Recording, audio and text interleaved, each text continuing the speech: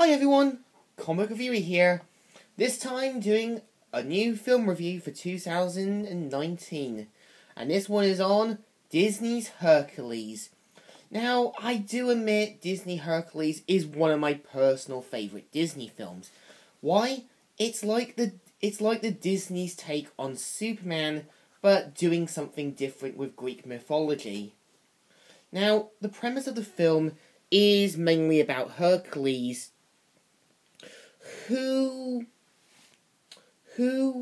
as an infant was taken away from his godlike parents and pretty much raised on a farm, which takes a lot of inspiration from Superman's origin, and at the same time doing some new things. Now, at the same time with Hercules is that he's trying to find himself.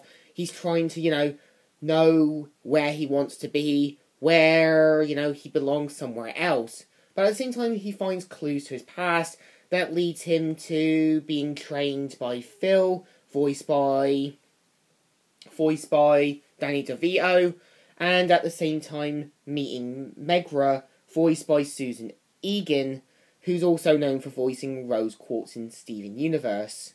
Now, also at the same time, we also have Hades, whose goal is to release the Titans and defeat Hercules in any way possible. Now, I do admit James Woods does a great job for Hades.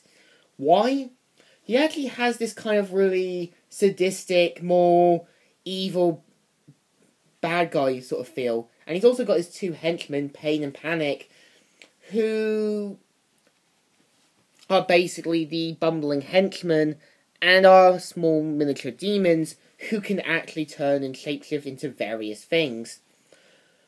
So I think somewhere Hercules is actually a pretty good Disney film, because it takes a lot of inspiration from Superman, given the fact that raised by kindly farmers, has all these abilities and powers, and at the same time, the film is actually there. What's actually also interesting is that we also have the same actor who played Freddy's father from the film Freddy Got Fingered as Zeus, and he actually does a decent job in giving that big, lovable, fatherish, godlike feel. And I think it works quite well. But I do admit there are some nitpicks that I want to go through. I kind of wish we could have had more time built up with Hercules' parents, could have had more time to interact with them, because as soon as they find him, they just go automatically into the song by the muses who sing about the song. And at the same time, I kind of wish we could have had more time built up with Hercules' adopted parents.